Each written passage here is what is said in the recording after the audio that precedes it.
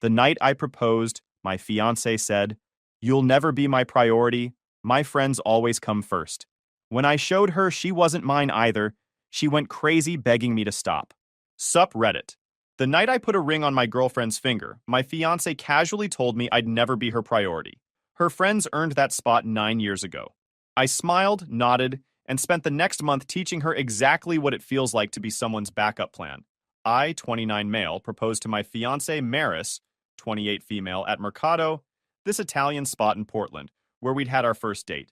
Spent 3 months coordinating with the owner, dropped $6,000 on a custom ring from some jeweler in the Pearl District, even bribed the pianist to play her favorite song. When she said yes, the whole restaurant erupted. Champagne appeared. Strangers congratulated us. It was one of those perfect moments that belong in movies. We got back to my place in Southeast around midnight, both riding that engagement high. Did the whole celebration thing that newly engaged couples do. Afterward, lying there in the dark, I was already thinking about honeymoon destinations and whether she'd want a spring or summer wedding. That's when she dropped the bomb. You know you'll never be number one, right? The crew comes first. Just like that, casual as ordering takeout. I actually laughed, thought she was messing with me. What? Come on, babe.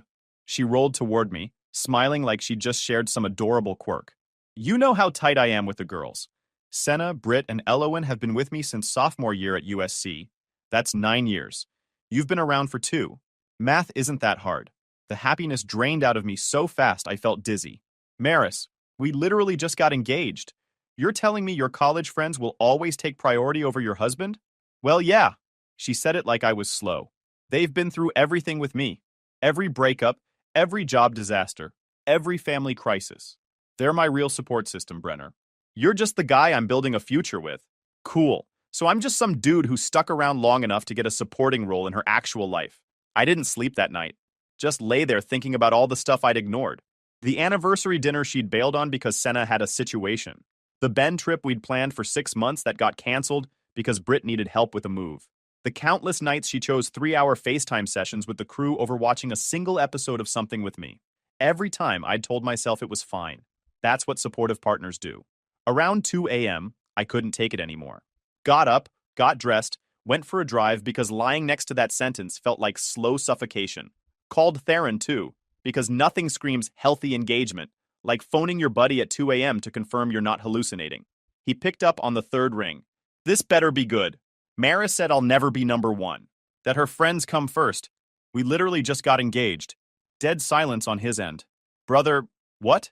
Yeah, like it was some terms of service pop-up I forgot to read. Apparently I'm signing up for the bronze medal package. That's insane, Brenner. That's not how this works. I stared at my steering wheel like it was going to give me a software update. Well, I guess I'm not engaged anymore. Correct, he said, instantly awake now. Because that's messed up. I drove back around 3:30 a.m. Maris was awake, propped up in bed, phone lighting up the dark, laughing into it. Senna says we should do a rooftop engagement party, she said, without looking up. Sounds perfect, right? I stood there in the doorway watching her type, watching her grin at whatever Senna was saying, and something in my head went quiet and cold. Yeah, I said. Sounds perfect. She didn't even hear the edge in my voice. Then her phone buzzed.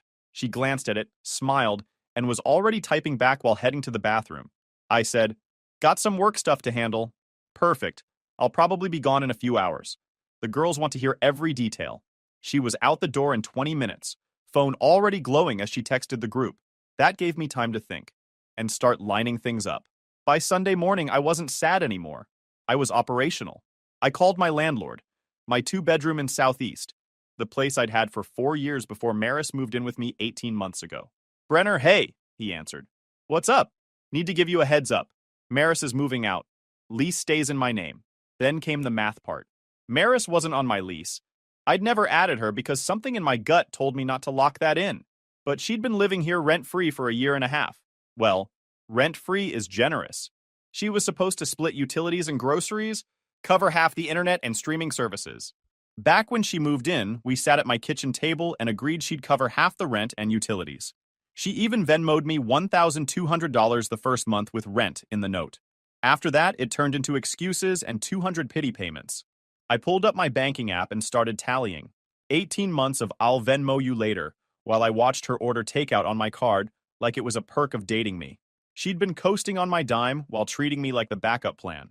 $2,400 monthly rent. Her half would have been $1,200. Times 18 months. That's $21,600. She'd paid maybe $3,000 total in that time, and that's being generous. Add in utilities she'd skipped, groceries she'd promised to cover but never did. The streaming services I paid for that, she used constantly. I wasn't even mad about the money. I was mad she thought I wouldn't notice. And that was before we got to the loan. About 6 months back, Maris had been in a jam. Her company had delayed bonuses, and she'd had this massive tax bill come due, something like $8,000 that she hadn't planned for. She'd been freaking out, talking about borrowing from her parents and how humiliating that would be. I'd offered to help. Actually, I'd offered to give her the money. She'd insisted on a loan, said it was more professional that way, that she'd pay me back within 6 months once her bonus hit.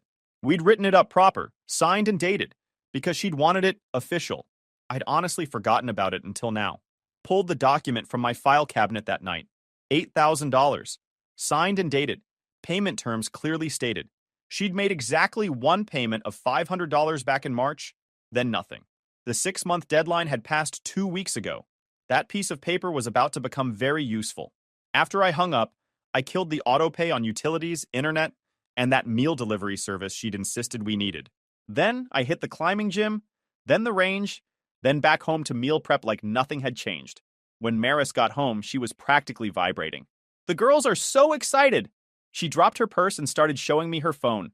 Screenshots of the group chat, all caps messages, strings of emojis. Senna's already looking at venues. Britt knows this photographer who's amazing. And Elowen thinks we should do destination. Maybe Tulum? Sounds great, I said, plating the chicken I'd made. Whatever makes you happy. She hugged me from behind. This is why I love you, Brenner. You just get it. Most guys would be all jealous and insecure about how close I am with the girls. But you understand that they're part of who I am. I smiled and kissed her temple and served dinner. She was planning a destination bachelorette while I was planning her exit route. Same energy, different planets. Wednesday night she went out for engagement drinks with the crew. I stayed home and drafted the notice. Formal, clean, 30 days to vacate. Oregon law was clear. I didn't need a reason since she wasn't on the lease. Just had to give proper notice. I printed 2 copies, one for her, one for my records. Put hers in an envelope with her name on it. But I didn't give it to her yet. That part needed the right moment. And I had a better idea brewing. The night Maris lost her mind at poker night. Thursday night, I texted Theron, Dashel, and Dev. Game night at my place, Saturday, 6 p.m. Bring snacks. Theron replied immediately. This gonna be interesting? Very. Maris was on the couch scrolling through bridesmaid dresses when I told her. Having the guys over Saturday. Poker, games, the usual. She barely looked up. Cool. I want to stay. Okay. That got her attention. She smiled, looking genuinely pleased. Really? You want me there? Sure. Why not? What she didn't know was that I'd already briefed the guys. Told them exactly what Maris had said. Saturday rolled around. Maris spent the afternoon getting ready like she was preparing for some kind of social examination. Changed outfits twice. Kept asking if she looked okay.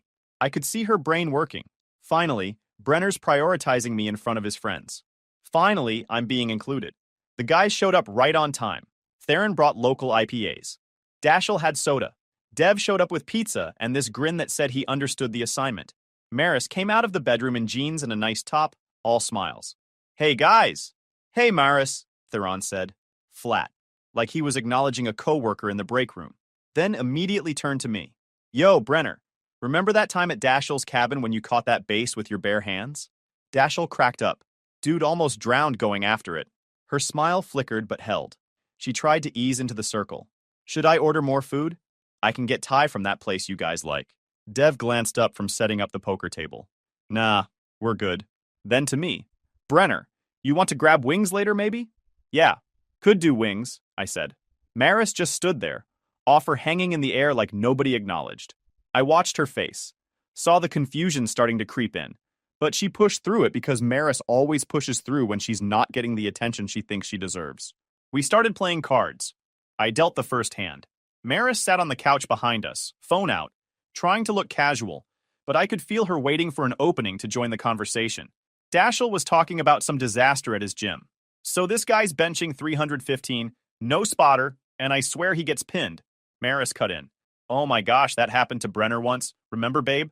Haha, yeah, Theron said, then immediately back to Dashel. Wait, so how'd they get the bar off him? Dashel kept going like she'd never spoken. The conversation flowed around her. She'd tossed a comment in, and it just sank. No ripple. She tried again, 10 minutes later. That's like when Brenner and I went to that climbing gym and... Yeah, totally, Dev said, not looking at her. Brenner, weren't you saying you wanted to hit that new bouldering place? Yeah, we should go next weekend, I said. Maris's mouth closed. She'd been mid-story. Nobody cared about the rest. This kept happening.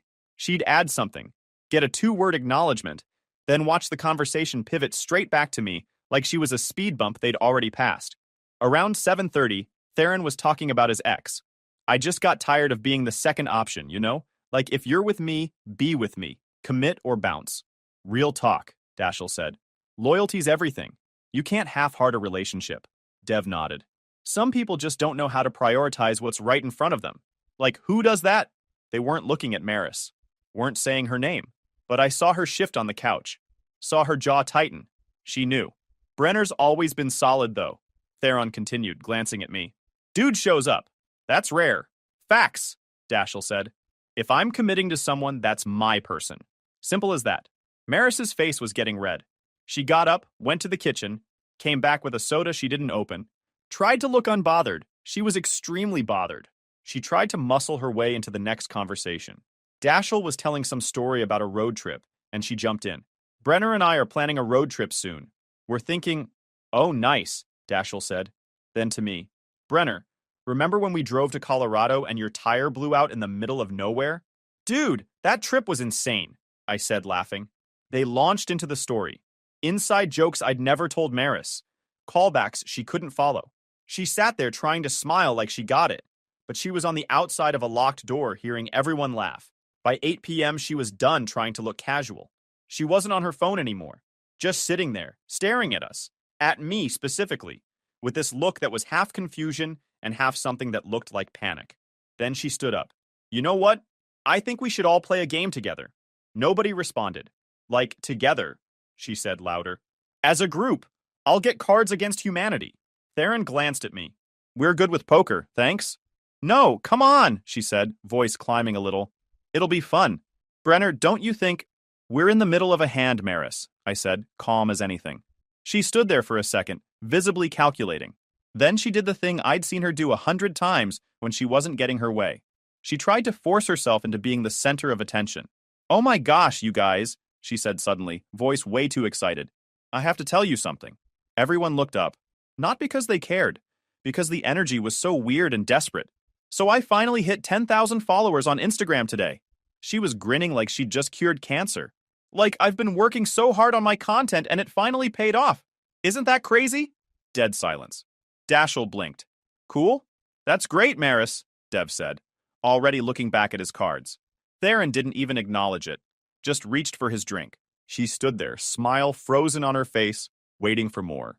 For congratulations. For excitement. For literally anything. Nothing. I mean, that's a pretty big milestone, she pushed, voice getting higher. Most people never even get to 5,000. And my engagement rate is like really good now. I might even be able to do brand deals. That's awesome, I said flatly, not looking up from my hand. Brenner, you could at least act happy for me, she snapped. I looked up at her then. You want me to stop my friend's poker night so everyone can celebrate your Instagram followers? She faltered. I just thought, you thought we'd all drop everything and throw you a party for hitting 10,000? Theron said, voice dripping with disbelief. Right now, during Guy's night, her face went bright red. I wasn't trying to make it about me. I was just sharing. By announcing it like you won a Grammy, Dashel said. Nobody cares about your Instagram, Maris. Dev shook his head. Read the room. She looked around at all of them. At me. And I could see it. The moment she realized she'd just made herself look completely desperate and shallow in front of my boys. I'm gonna go, she said, voice shaking. Grabbed her purse. I'm gonna go. Cool, I said. Drive safe. She left. Door slammed. The apartment went quiet for a second. Then Theron looked at me. Bro, what the heck was that? That, I said, sitting back down, is what 2 years of being taken for granted looks like. Dashel whistled low. She really just announced her Instagram followers like we're supposed to give a darn. At poker night. Main character syndrome, Dev said, shaking his head. Yeah, I said. She did. We went back to playing cards. I didn't hear from her for 3 hours. The confrontation. The guys left around 10:30, still dropping jokes about loyalty and showing up loud enough for the walls to remember. I was cleaning up, loading the dishwasher, when Maris came back just before 11. She came in quiet at first. I could feel her watching me from the doorway. What the heck was that?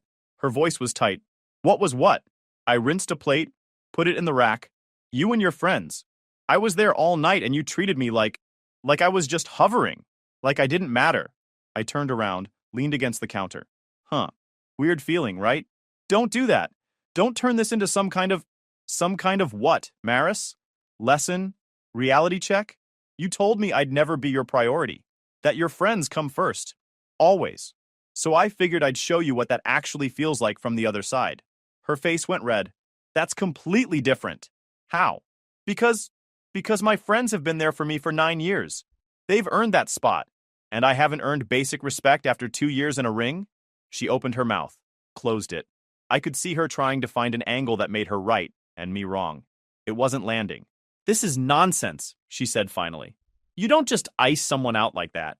They weren't even rude to me. That's what made it worse. I was just there, in my own freaking apartment, and nobody cared. It's educational. I've been living this for 18 months, Maris. Every time you picked a FaceTime with Senna over watching a movie with me. Every time you bailed on our plans because Britt needed something. Every anniversary, every birthday, every normal Tuesday night. I got whatever was left after the crew took their cut. I never ignored you. You did worse.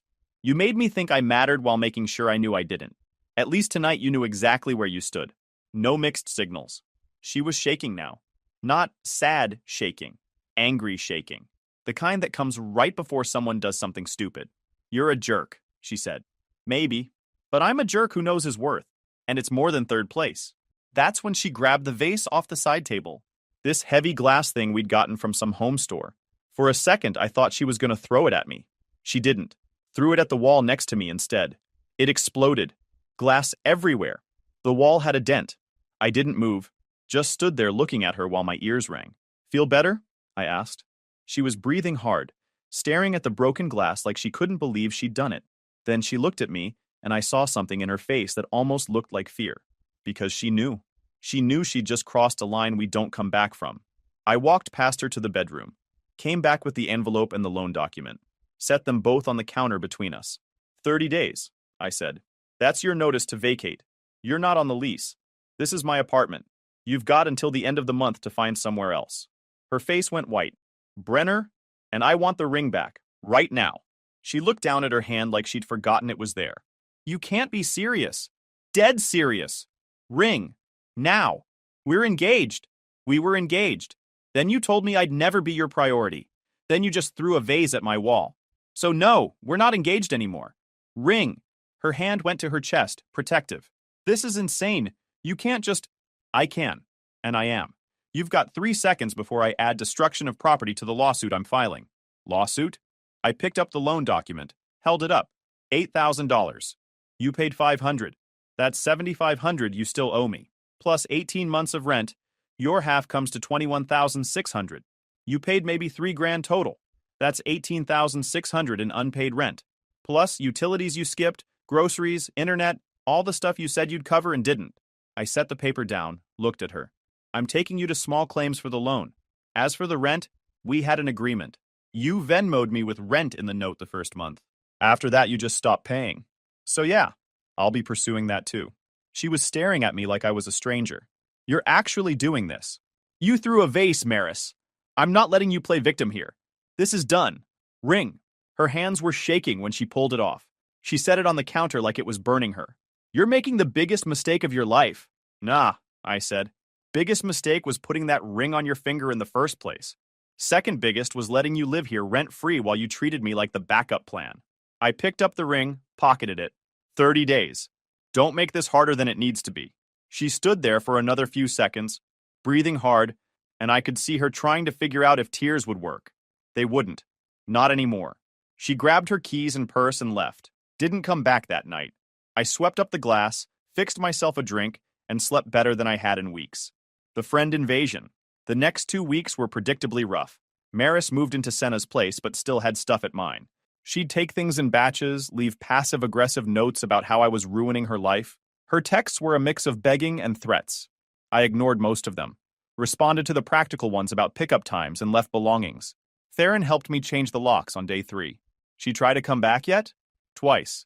Rang the doorbell for 10 minutes straight last night. He grinned. Persistence. Desperation. On week 2, her friends decided to get involved. I was home on a Wednesday afternoon, working remote, when my doorbell started ringing. Not normal ringing. Aggressive ringing. The kind that says someone's holding the button down. I checked the video doorbell. Senna, Britt, and Elowen. The whole crew. Standing on my porch looking like they were about to shoot a revenge music video. I opened the door but left the chain on. Can I help you? Senna stepped forward. She was the ringleader. Always had been. We need to talk about what you're doing to Maris. I'm not doing anything to Maris. She's moving out, that's it.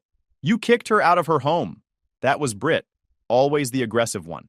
My home. My lease. She was never on it. You're being abusive, Elowen said. She had her phone out, recording. This is financial abuse. Emotional abuse. I looked directly at the phone. Maris lived here for 18 months without paying rent. I have bank records proving she paid maybe 15% of what she agreed to. I also have a signed loan document for $8,000 that she defaulted on. If anyone's been financially abused here, it's me. That's nonsense. Senna was getting louder. You're just mad she has friends who actually care about her. I'm not mad about anything. I'm just done being treated like I don't exist. She told me I'd never be her priority, so I made her not mine. Pretty straightforward. Let us in, Britt said. We need to get the rest of her stuff. Oh, she can come get it herself during the times we agreed on. You're not on the lease. You're not coming in. We're not leaving until you let us in. Senna crossed her arms, planted her feet. The other two did the same. Real solidarity moment. I pulled out my phone. Cool. Then I'm calling the cops for trespassing. You wouldn't dare, Elowen said. I dialed. Put it on speaker so they could hear it ring. Portland Police, non-emergency line. Senna's face went from confident to confused in about half a second. Yeah, hi.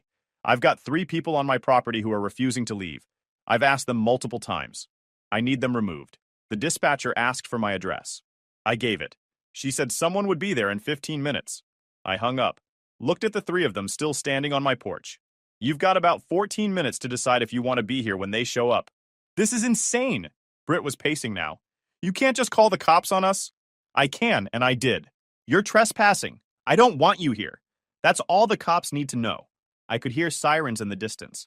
Not close yet, but getting there. Senna heard them too. Fine. We're leaving. But this isn't over. Yeah, it is. Don't come back. They left. Walked down my driveway, throwing insults back at me the whole way. I watched them pile into Senna's Audi and peel out just as the police cruiser turned onto my street. The officer took my statement. I showed him the video doorbell footage. He made a note and said if they came back, I should call immediately. Then he left. I went back inside and got back to work like nothing happened. Because really, nothing had. Just 3 people learning that being loud doesn't mean being right. The move-out Maris was out by day 28. Didn't even take the full 30 days. A moving company came by, loaded up the last of her stuff, and that was it. No final conversation, no closure. She texted me one last, I hope you're happy, and then blocked me. I was happy. Apartment was quiet. No more passive-aggressive notes about dishes. No more waking up to her FaceTime laugh at 1 a.m. No more being the last priority on someone's list while paying for the privilege. Filed the small claims paperwork for the loan 3 days after she moved out. The rent thing was trickier. Harder to prove since most of it was verbal agreements. But the loan was airtight. Signed, dated, payment terms clearly stated. She'd have to show up to court and explain why she thought she didn't need to pay back money she borrowed. I blocked Maris's number. Blocked her on Instagram, Facebook, everything. Then I blocked Britt, Elowen, and Senna for good measure. Clean break. No loose ends. No opportunities for any of them to try crawling back into my life with apologies or drama. 2 months went by. Quiet, peaceful. I'd been seeing someone casual. Nothing serious but consistent. Met her at a climbing gym, which felt appropriate. She was direct, didn't play games. Showed up when she said she would. Novel concept. I'd almost forgotten what it felt like to have my life be about me. Then my doorbell rang at 9 p.m. on a Tuesday. The desperate return. We'd just finished Thai takeout on the couch, her in one of my hoodies because my apartment runs cold. She was scrolling through Netflix trying to find something that wasn't garbage while I cleaned up containers in the kitchen. I checked the video doorbell from my phone. Maris. Alone. She looked like absolute misery. Hair in a messy bun, no makeup, wearing sweatpants and a hoodie that was definitely too big for her. Not the put-together Instagram girl I'd known. She looked broken. You expecting someone? She called from the couch. Not anymore. I almost didn't answer. Should have stuck with that instinct. But I went and checked anyway. I opened the door. Left the chain on. What do you want, Maris? Brenner. Her voice cracked immediately. Please, I need to talk to you. We don't have anything to talk about. Please. She was crying now. Tears streaming down her face. 5 minutes. That's all I'm asking. She leaned forward, trying to look past me into the apartment. Her eyes landed on the girl still sitting on my couch, controller in hand, watching this whole thing unfold. Maris's face did that thing where the gears are clearly turning, but nothing's computing right. Against my better judgment, I closed the door, undid the chain, and stepped out onto the porch. Pulled it mostly shut behind me. Talk? She wiped her face with her sleeve, still glancing at the door. Are you? Not your business. You've got 4 minutes left. That snapped her back. They kicked me out. Who? Senna, Britt, Elowen, all of them. She let out this shaky breath. Senna said She said I was a black hole, that I sucked up all the attention and gave nothing back. And then Britt agreed. And Elowen. And they told me they needed space, that they couldn't be friends with me anymore. Okay. I don't have anyone, Brenner. Her voice went higher, more desperate. My parents barely talk to me. My sister's in Europe. I moved back home for a month, but my mom kept asking when I was going to get my act together, and I have nobody. Not my problem. I know it's not. But She stepped closer. I stayed where I was. I made a mistake. A huge mistake. You were right about everything. About me putting them first. About taking you for granted. About all of it. Cool. Glad you figured that out. Brenner, please. She reached for my arm. I stepped back. I'm sorry. I'm so sorry. I should have appreciated you. I should have made you my priority. I see that now. You see that now because you're alone. Not because you actually changed. That's not true. I've been going to therapy. I've been working on myself. She pulled out her phone, showed me some app. Look, I've been doing this self-reflection journal thing every day. I'm trying to be better. I looked at her, really looked at her, and all I felt was nothing. No anger, no satisfaction, no sympathy, just nothing. Maris, you came here because you have no one else left, not because you miss me, not because you actually value what we had. You burned through your friend group the same way you burned through me, and now you're scrambling for someone, anyone, to fill the void. It is. You're not sorry you lost me. You're sorry you're alone. There's a difference. She was full on sobbing now. Please, Brenner. Please, I'll do anything. I'll pay you back. I'll be better. I'll make you my priority. I swear. You're 2 months too late with that offer. We can start over. No. I said it flat. Final. We can't. Because I don't want to. I'm good, Maris. Better than good. I'm the best I've been in years because I'm not spending every day wondering if I matter to someone who clearly didn't give a darn about me. I did give a darn. I loved you. You loved having me around. You loved what I provided. You didn't love me. If you did, you wouldn't have needed to lose everything else first to realize what you had. She stood there shaking, tears just pouring down her face. Her eyes kept darting to the door behind me. So that's it? You're just done? You're already with someone else? I've been done since the night you told me I'd never be your priority. This is just you finally catching up. Where am I supposed to go? What am I supposed to do? Figure it out, like I did, like everyone does when they hit the floor. You'll survive. You just won't have anyone to use as a cushion on the way down this time. She looked at me like I'd slapped her. You're cruel. No, I'm just not your safety net anymore. Goodbye, Maris. I went back inside, locked the door, watched through the video doorbell as she stood on my porch for a solid 3 minutes, crying, probably hoping I'd change my mind. I didn't. Eventually, she left and drove off. You good? She asked from the couch, looking up at me. Yeah, I'm good. Want to talk about it? Not really. Cool. Found a documentary about that fire festival disaster if you're interested. I sat back down, grabbed my drink, put my feet up on the coffee table I'd picked out myself. Perfect. My phone buzzed 5 minutes later. A text from a number I didn't recognize. Please, I'm begging you. I have nowhere else to go. I blocked the number without showing her. No need to drag someone else into old drama. Then another text came through. Another number.